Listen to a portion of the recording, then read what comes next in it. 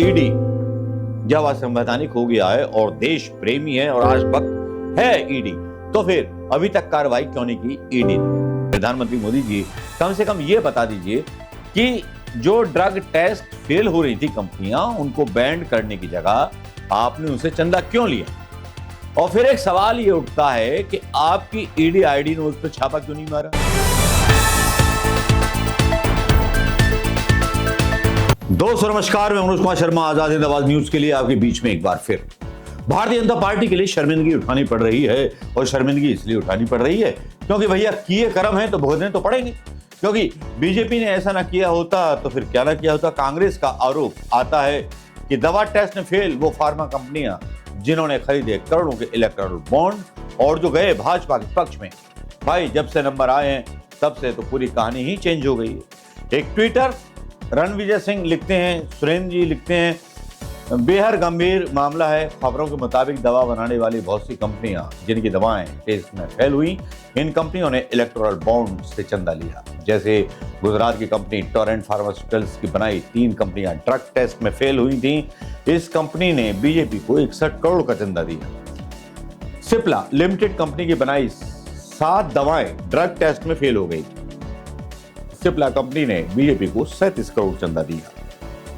सन pharma की बनाई हुई 6 ड्रग्स फेल हो गई टेस्ट में, बीजेपी को इसने 37 करोड़ का चंदा दिया। सन फार्मा कंपनी की बनाई हुई दवाओं के 6 बार ड्रग टेस्ट फेल हुए। सन फार्मा के बीजेपी को 31.5 करोड़ रुपए चंदा दिया। 4 गुजरात की कंपनी इंटास फार्मास्यूटिकल्स की बनाई गई दवा को भी ड्रग टेस्ट फेल हुआ। इंटास फार्मा ने 20 करोड़ के इलेक्टोरल बॉन्ड खरीदे और सारा चंदा बीजेपी को दिया। ग्लैंडमार्क फार्मा की जो दवाई थी 6 ड्रग टेस्ट में फेल हुई, उन्होंने 9.5 करोड़ रुपए चंदा दिया। तो भाई इतना चंदा दिया, फिर सीरम इंस्टीट्यूट का मामला हम क्यों भूल जाते हैं? सीरम इंस्टीट्यूट का जो डायरेक्टर था, जिसकी वैक्सीन के बारे में भी विवाद चला के उसने सबसे ज्यादा चंदा दिया था प्रधानमंत्री मोदी जी को, तीसरा नंबर था सीरम इंस्टीट्यूट के इस मालिक का था जिसका नाम आधार पूनावाला था। और ये वैक्सीन बनाने के बाद सीधा लंदन शिफ्ट हो गया। लंदन में मालिक ने दिग्गज अरबपति आधार पूनावाला ने लंदन में खरीदा आशियाना। ये न्यूज छपी थी, लेकिन किसी अंजना ओम कश्यप या गोदी मीडिया की हिम्मत नहीं थी कि इस खबर को बता दे। ये आदमी शिफ्ट हो गया क्योंकि इसको लग रहा था कि यह बहुत सारा गलत होगा, क्योंकि पूरे टेस्टिंग सीरम के नहीं हुए थे और इसने अपना एक बढ़िया मकान खरीद लिया। हिंदुस्तानियों की जान की कीमत पर दवाओं के टेस्ट फेल हो जाते हैं और उनको पास कर देती है बीजेपी, उनसे रिश्वत लेती है, हिंदुस्तानियों की जिंदगी दांव पर लगा देती है। क्या पता कौन सा इंजेक्शन किसकी मौत का कारण बन जाए, क्या पता क्या से क्या हो जाए। ये तो हमें पता है कि कोरोना काल में किस तरह से ऑक्सीजन सिलेंडर्स की ब्लैकमेलिंग हुई, किस तरह से दवाओं की ब्लैकमेलिंग हुई। याद होगा वो कोरोना काल आपको, वो कोरोना काल जिसमें बीजेपी पूरी तरह से बिखर गई थी, जिसमें दावा किया गया बीजेपी के द्वारा कि हमने तो साहब बहुत कंट्रोल कर लिया, हमने तो बहुत ज्यादा ये कर लिया। हालांकि उन्हें राजस्थान या कांग्रेस सरकारों के मॉडल पर चलना पड़ा। भले ही नेशनल मीडिया कुछ भी बोलता हो, लेकिन सवाल उठता है प्रधानमंत्री मोदी पर कि प्रधानमंत्री मोदी जी कम से कम ये बता दीजिए कि जो ड्रग टेस्ट फेल हो रही थी कंपनियां, उनको बैंड करने की जगह आपने उनसे चंदा क्यों लिया? और फिर एक सवाल ये उठता है कि आपकी ईडी आईडी ने उस पर छापा क्यों नहीं मारा? आप ईमानदार होने का ढोंग ही रचते हैं, मुझे लगता है। अगर आपका नार्को टेस्ट दिया जाएगा, जैसा कि कल एक वकील साहब बोल रहे थे, तो बड़ी बड़ी पोलें खुलेंगी। और इस वक्त इतने डरे हुए हैं प्रधानमंत्री मोदी जी कि अगर चुनाव होगा और मैं हार गया तो मेरे पता नहीं कितने किस्से खुल जाएंगे, क्योंकि मैंने ऐसे भ्रष्टाचार के शेर की सवारी की है और पैसा खाया है, पार्टी को खिलाया है, संघ को खिलाया है, सबका साथ सबका विकास किया है। तो कहां के रह जाएंगे ये देशभक्त प्रधानमंत्री मोदी जी, जो अपनी नाकामयाबियों को भारत माता की जय के नारे के पीछे और तिरंगे के पीछे छुपाते हैं, जो अपनी नाकामयाबियों को राम मंदिर के पीछे छुपाते हैं। कहां रह जाएंगे? श्री राम के नारे के अलावा इनके पास कोई विजन नहीं है, कोई घोषणा पत्र नहीं है। भाई साहब कहां डूब मरेंगे? अखिलेश यादव तो ये भी कहते हुए दिखाई दिए कि भैया शादी नहीं होगी, बीजेपी को वोट दोगे तो बूढ़े हो जाओगे, रोजगार नहीं मिलेगा, पेपर लीक ही मिलेंगे।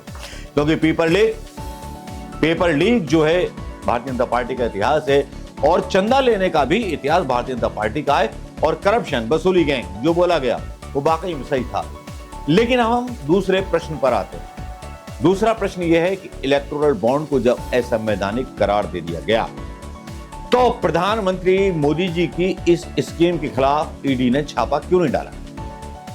जब कोर्ट के ऑर्डर हैं कि असंवैधानिक है ये, तो ईडी ने इसकी जांच अभी तक क्यों नहीं की है?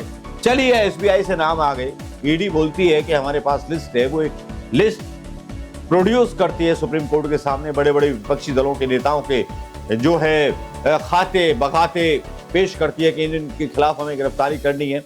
तो प्रधानमंत्री मोदी या भारतीय जनता पार्टी के नेताओं का नाम वहां क्यों नहीं है? अब जब इलेक्टोरल बॉन्ड का ये तमाशा हो ही गया है, तब ईडी जब असंवैधानिक हो गया है और देश प्रेमी है और राष्ट्रभक्त है ईडी, तो फिर अभी तक कार्रवाई क्यों नहीं की ईडी ने?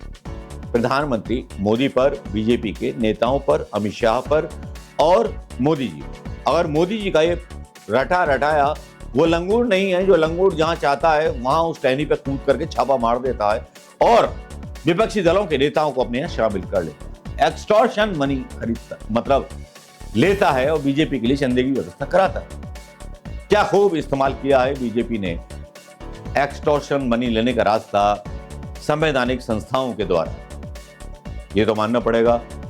ये खूबी है प्रधानमंत्री मोदी जी की कि प्रधानमंत्री मोदी जी ने बड़ी खूबी के साथ इन संस्थाओं का सारा काम किया है और इस्तेमाल भी किया। लेकिन दोस्तों, इलेक्टोरल बॉन्ड का चंदा दवाइयों की कंपनी से लेना, क्या ये वाकई में जायज था? ऐसी ड्रग्स पास कर दी गई इलेक्टोरल बॉन्ड का चंदा लेने के बाद जो हिंदुस्तान के बच्चों के खिलाफ या हिंदुस्तान की पब्लिक के खिलाफ साइड इफेक्ट डाल सकती थी, जो ड्रग टेस्ट में फेल हो गई थी। इन कंपनियों के खिलाफ प्रधानमंत्री मोदी जी ने राष्ट्र हित में क्यों एक्शन नहीं लिया? इनसे चंदा क्यों लिया? क्या इस बारे में कोई आपसे बात कर रहा है? नहीं कर रहा। बात एसबीआई पर भी नहीं, एसबीआई पर भी एक्शन ईडी का नहीं हो रहा। क्यों नहीं हो रहा? किस लिए नहीं हो रहा? कि शायद प्रधानमंत्री मोदी जी को बहुत चोट लगेगी, क्योंकि प्रधानमंत्री मोदी जी घबराए हुए, क्योंकि विदेशों में काफी चर्चे चल रहे हैं करप्शन के, और ये करप्शन के चर्चे यूं ही नहीं चल रहे, क्योंकि बहुत सारी चीजें अभी खुल करके आना बाकी। एक आर्टिफिशियल इंटेलिजेंस से मैंने एक वीडियो बनाया जिसमें अरविंद केजरीवाल का भी जिक्र है और करप्शन का भी जिक्र है, इलेक्टोरल बॉन्ड का भी जिक्र है। इंग्लिश में देखना चाहेंगे। In the world of finance, few institutions loom as large as the State Bank of India. With over 200 years of history, it stands as a titan, a monolith that has weathered countless economic storms. It has seen empires rise and fall, yet it remains steadfast and unwavering. The State Bank of India is more than just a bank, it's a symbol of stability and resilience in an often volatile world. Now, let's shift our focus from the world of finance to the realm of law. Here, another figure stands tall, Chief Justice of India, D.Y. Chandrachud. A man who has held the scales of justice with a steady hand, Chandrachud has been instrumental in shaping India's legal landscape. His landmark judgments have often sparked conversations about justice, equality, and the rule of law. His tenure as the Chief Justice has been marked with an unwavering commitment to uphold the Constitution and protect the fundamental rights of citizens. However, even as these two giants stand tall, there are forces that seek to shake their foundations. In recent times, the Modi government has been scrutinized for its aggressive actions against political opponents. The Enforcement Directorate, under the Modi government, has been at the center of controversy for conducting raids and arrests, often targeting prominent activists and opposition leaders.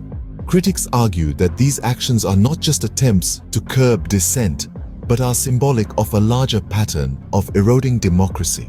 From the financial sector to the legal realm and the political sphere, India is a nation that is constantly evolving.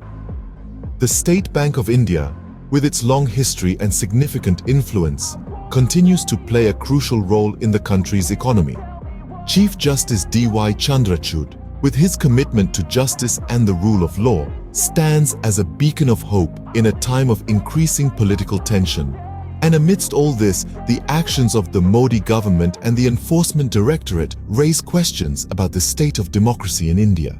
In conclusion, these three elements, the State Bank of India, Chief Justice D.Y. Chandrachud, and the ED raids by the Modi government, provide a snapshot of the current state of affairs in India. They are representative of the financial, legal, and political landscapes of the nation, and their stories continue to unfold, shaping the future. ये video आपने देख लिया होगा और इस video को देखने के बाद अपने विचार और अपने कमेंट देना मत भूलिएगा कि ये जो आर्टिफिशियल इंटेलिजेंस से बना हुआ वीडियो है ये कितना आपको अच्छा लगा, क्योंकि इसी के बाद मैं इसका सब्सक्रिप्शन लूंगा दोस्तों। नमस्कार, जय हिंद।